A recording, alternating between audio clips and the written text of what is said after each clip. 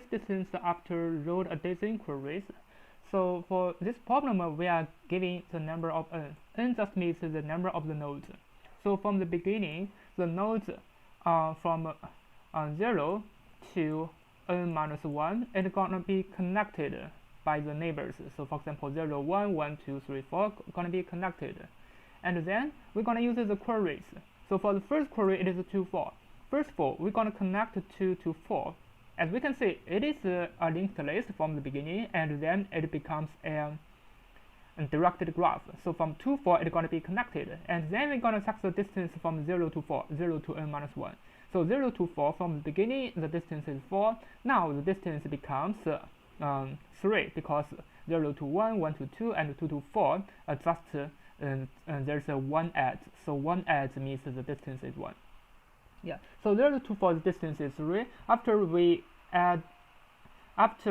adding 0 to 2, so the distance from 0 to 4 becomes 0 to 2, 2 to 4, so the answer is going to be 2. After connecting 0 to 4, so the distance is going to become 1.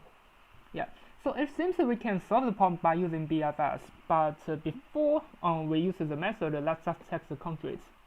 So the number of the nodes is 500, and the number of edges normally it depended on the queries. Because the queries is 500, it means the number of edges is at most 1000. So the time complexity for the BFS, basically it is 500 plus 1000, so this is okay. And then we just need to use the brute force for each of the queries. So there are 500 queries, so basically this is going to be the time complexity, 500 times 1500, so it should work. Yeah, because basically it's going to be 75 times 10 to the power of 4 and 7 times 10 to the power of 5. Basically it's going to work. Yeah, basically it is less than 10 to the power of 6. It's going to be okay. Now let's just try to use BFS to check if we can solve it. So from the beginning, let's just define a graph. It's going to be a default dict, and it's going to be a adjacency list. So for I in range from 1 to n, we just need to connect them. So it's going to be the I minus 1 dot append, because it is a directed graph from I minus 1 to I. So we're going to append I. Now we just need to define the BFS function. So we're going to prepare a queue. It's going to be a double-added queue, and inside we're going to prepare two values. So the first one going to be the node, and the second one going to be the distance from the first node to the last node. And then we're going to prepare a visit set, and inside I'm going to give the first node, and then we just need to run the BFS. So we're going to pop out the node from the queue, and we're going to check the neighbors. Yeah. So let me just finish the BFS first. So if a neighbor not inside the visited set, so this means we need to add the neighbors inside, and the queue just need to append this neighbor and with the distance plus 1. So what's going to be the distance? We're going to pop it from the queue. So we're going to pop it to the node and the distance. And then we just need to check. So if this node is equal to the last node, it means, yeah, we just find the distance. We just need to return the distance. If we didn't find, we're going to return a -1. But for this BFS, definitely we can find it. But for safely, we just return -1. Normally we should never return this -1, but we just put it there.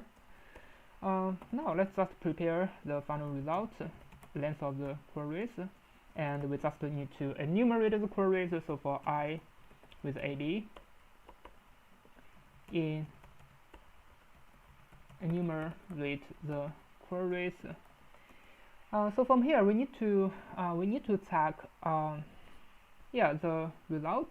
But before we check the result, we need to add the edge first. So it's going to be GA append and D. After that, we're going to prepare the final result. It's going to be the BFS. Yeah. Finally, we're going to return the result. As you can see, a lot of coding, but the problem is really easy by using the brute force, because basically this BFS is brute force. Definitely, there's a better method, but for this question, currently for this question, we're going to understand it as an easy problem, so we're going to solve it as an easy way. yeah, I should define the BFS. It is not DFS. Yeah. Yeah. Now let me just run it.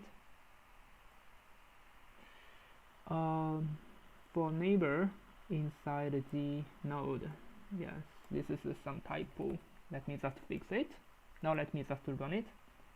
Now as you can see, it works. Now let me just submit it to check if it can pass for all testing cases. Yeah, as you can see, it passed for all testing cases, and I think the speed is okay, at least for this problem.